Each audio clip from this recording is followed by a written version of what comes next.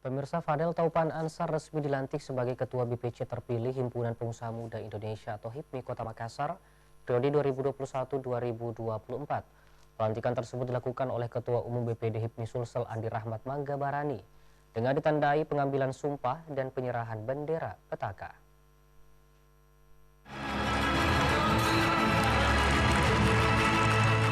Sebanyak 300 pengurus BPC Himpunan Pengusaha Muda Indonesia HIPMI Kota Makassar periode 2021-2024 yang dinahkodai Fadel Taupan Ansar resmi dilantik oleh Ketua Umum BPD HIPMI Sulsel Andi Rahmat Manggabarani dengan ditandai pengambilan sumpah dan penyerahan bendera petaka.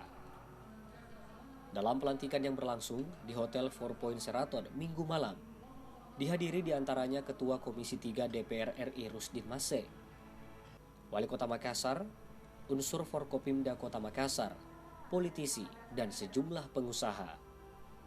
Ketua BPC HIPMI Kota Makassar Fadel Taupan Ansar mengatakan program prioritas yang akan dilakukan ke depannya salah satunya merangkul para pengusaha muda, khususnya di sektor UMKM di Kota Makassar, sehingga dapat memulihkan ekonomi sosial dengan cepat.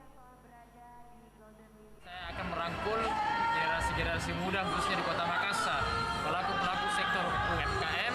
Saya akan merangkul mereka semua sehingga dapat memulihkan ekonomi sosial di Kota Makassar dengan cepat. Kita umpamakan dari 100 pengusaha, insya Allah kedepannya saya akan menambahkan menjadi 150. Jadi mungkin dalam 3 tahun ke depan akan bertambah pengusaha-pengusaha muda yang baru. Yang tadinya ada 100, bisa saja menjadi 2 kali lipat. Fadel menambahkan dalam masa kepengurusannya, dirinya akan menambah pengusaha baru yang berkompeten. Bukan saja pengusaha kontraktor pada umumnya, tetapi akan dilibatkan semua pelaku usaha seperti pelaku bisnis online, kuliner, dan lainnya. Tim Liputan, Celebes TV.